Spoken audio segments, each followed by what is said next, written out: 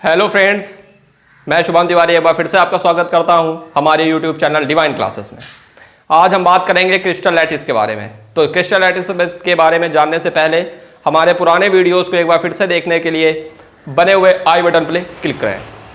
तो आइए शुरू करते हैं। क्रिस्टल लैटिस क्या होता है? क्रिस्टल लैटिस देखिए, क्रिस्टल का मतलब होता है कोई भी सॉलिड जिस फॉर्म में होता है उसे क्रिस्टल कहते हैं। यानी कोई भी सॉलिड जिस टुकड़ों में पाया जाता है उसे क्रिस्टल कहते हैं। इसकी डिफिनीशन ये होती है कि लैटिस पॉइंट्स के एक सिस्टमैटिक वे में रिप्रेजेंट किए जाने से जो क्रिस्टल फॉर्म होता है उसे क्रिस्टल लैटिस कहते हैं। तो सबसे पहले हम ये जानते हैं कि ये लैटिस पॉइंट होते क्या हैं। देखिए, आपको पता है जैसा कि हर क्रिस्टल किसी ना किसी मॉलिक्यूल्स या पार्टिकल से मिलके बना होता है। जैसे कि सपोज ये हम जो डार्क कर रहे हैं हर कॉर्नर पे, ये क्रिस्टल पॉइंट्स हैं, यानी लैटिस पॉइंट है। तो हर क्रिस्टल किसी ना किसी पॉइंट से मिलकर के बना होता है और इन पॉइंट्स को ही कहते हैं लैटिस पॉइंट। इन पॉइंट्स को ही कहते हैं लैटिस पॉइंट्स। देखिए, यहां पे आपको जो एक फिगर दिख रहा है, ये एक घनाकार क्यूबिक आकार का दिख रहा है। रीजन क्या है कि क्यूब इसलिए बनाया गया है क्योंकि इसमें तीनों विड्थ पाई जाती है, तीनों चीजें पाई जाती हैं। यानी लेंथ हो गई आपकी, हाइट हो गई, विड्थ हो गई, ये तीनों चीजें पाई जा रही हैं। देखिए, LBH लंबाई, चौड़ाई और ऊंचाई, तीनों चीजें हैं। देखिए, लैटिस पॉइंट के एक सिस्टमैटिक वे में, यानी इन सिस्टमैटिक वे में जब आप इकट्ठा करके और कोई क्रिस्टल फॉर्म करते हैं तो उसे कहते हैं crystal lattice. Basically crystal lattice तीन टाइप का होता है। क्रिस्टल लैटिस तीन टाइप का होता है। तीनों टाइप हम आपको बता देते हैं। पहला होता है वन डायमेंशनल, यानी 1D, इसको वन डायमेंशनल कहते हैं। इसका नाम होता है एक विमीय क्रिस्टल जालक। एक विमीय क्रिस्टल जालक। दूसरा होता है आपका 2D, यानी 2 डायमेंशनल, यानी दो विमीय, द्विविमीय क्रिस्टल जालक। तीसरा होता है आपका 3D, यानी कि 3 डायमेंशनल। 3 डायमेंशनल मतलब होता है त्रिविमीय क्रिस्टल जालक। हालांकि अगर हम बहुत ध्यान से बात को समझने की कोशिश करें तो ये जो 3D होता है, 3 डायमेंशनल होता है, इसका एक अलग नाम और होता है जिसे हम जानते हैं स्पेस लैटिस के नाम से। स्पेस लैटिस के नाम से। तो पहले हम डिस्कस करेंगे कि इन तीनों के बारे में कि इसमें तीनों में डिफरेंस क्या क्या होता है।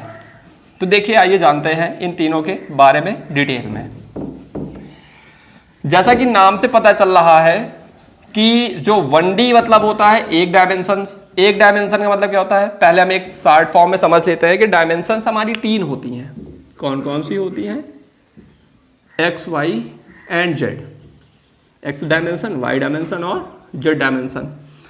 अब देखिए, जैसा कि आपको सीधी सी बात पता चल रही है कि 1D का मतलब होता है एक डायमेंशन। एक डायमेंशन का मतलब ये होता है कि कोई भी ऐसा क्रिस्टल जो एक डायरेक्शन में फॉर्म किया गया हो। कहने का सेंस ये है कि जैसे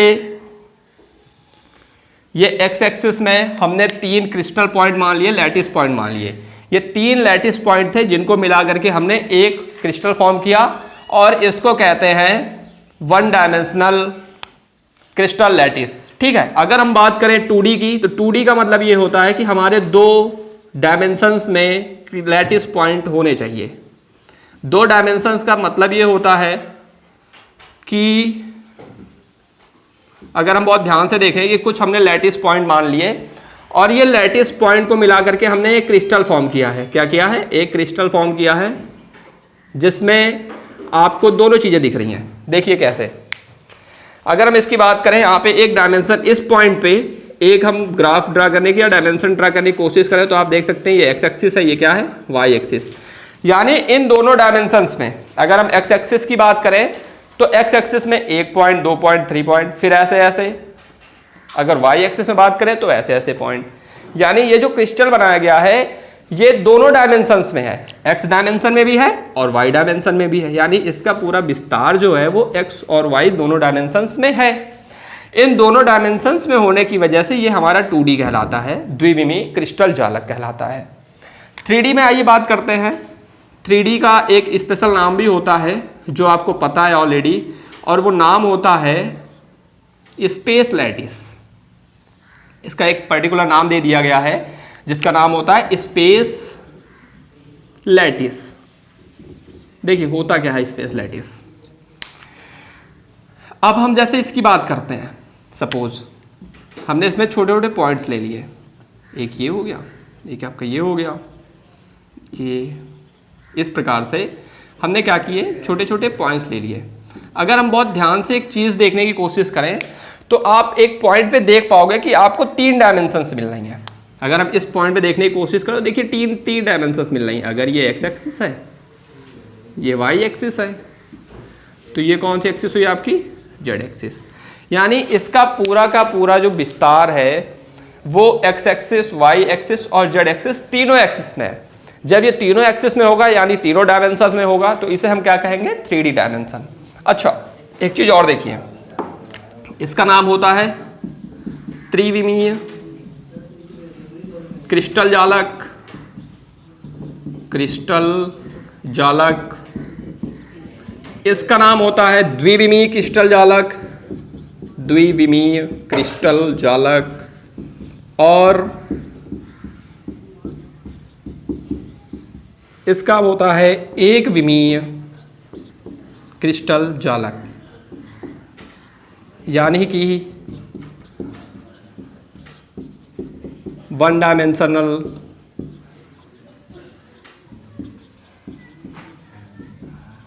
क्रिस्टल लैटिस।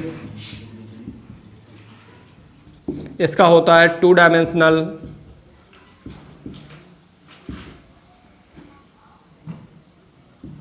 Crystal lattice. और इसका मतलब होता है 3 डायमेंशनल क्रिस्टल लैटिस। अच्छा एक चीज और, इसका एक स्पेसिफिक नाम हमने आपको बता दिया है जो होता है स्पेस लैटिस। देखिए हम पूरे चैप्टर में हम डिस्कस करेंगे केवल 3D क्रिस्टल लैटिस के बारे में, ठीक है। तो देखिए एक चीज और समझते हैं। आपको जैसा कि पता है कि क्रिस्टल लैटिस यानी कोई भी सॉलिड है तो वो छोटे छोटे मॉलिक्यूल से मिलकर के बना हुआ होता है।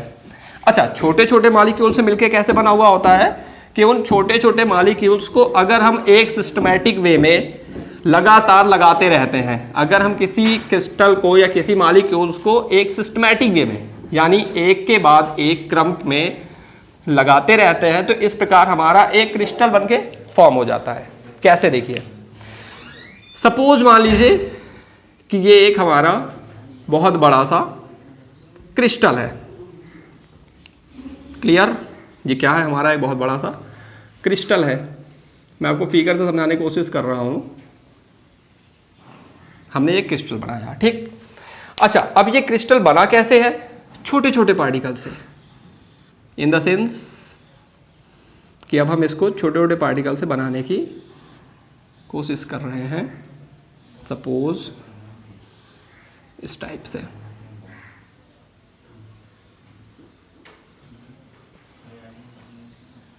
क्लियर।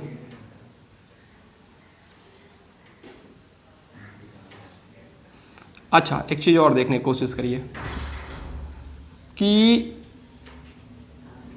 इस प्रकार से एक क्रिस्टल हमारा फॉर्म हुआ है, ठीक, जो छोटे छोटे टुकड़ों से मिलकर बना हुआ है। किससे बना हुआ है, छोटे छोटे टुकड़ों से मिलकर के बना हुआ है।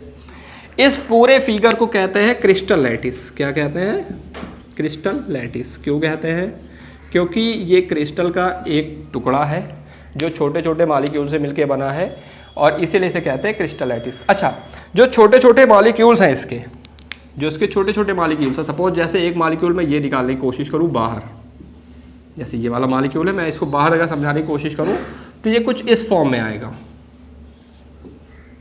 मैं आपको इसको दिखा देना चाहूँगा, कुछ इस फॉर्म में आएगा। क्लियर? और इस फॉर्म को कहते हैं, यानी इस एक मालिक्यूल जिसकी वजह से ये क्रिस्टल फॉर्म हुआ है, इसको कहते हैं यूनिट सेल। यूनिट सेल यानी एकक कोशिका।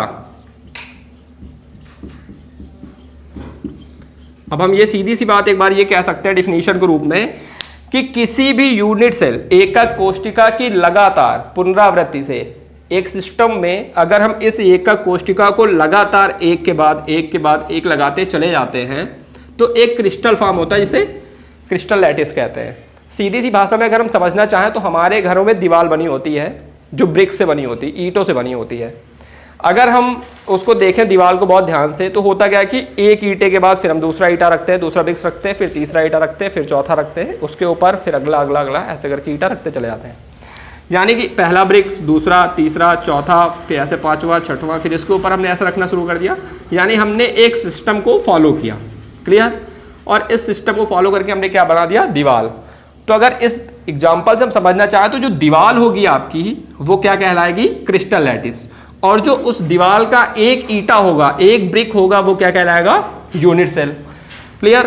फिर से एक बात समझ लीजिए कि किसी भी क्रिस्टल लैटिस का सबसे छोटा मॉलिक्यूल, सबसे छोटा पार्टिकल जिसकी लगातार सिस्टमैटिक वे में पुनरावृत्ति करने पर हमारा क्रिस्टल बना है वो कहलाता है आपका यूनिट सेल।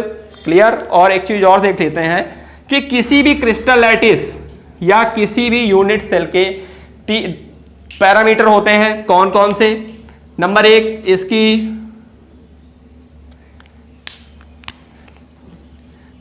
भुजाएं ए बी सी, यानी लेंथ, विड्थ, हाइट, ये तीनों भुजाएं, तीनों साइड्स इसकी क्या होती हैं? पैरामीटर्स। यानी हम कह सकते हैं कि पैरामीटर्स ऑफ यूनिट सेल कौन कौन से होते हैं? नंबर एक, आपकी तीनों साइड्स होती हैं, यानी ए कॉमा बी कॉमा सी।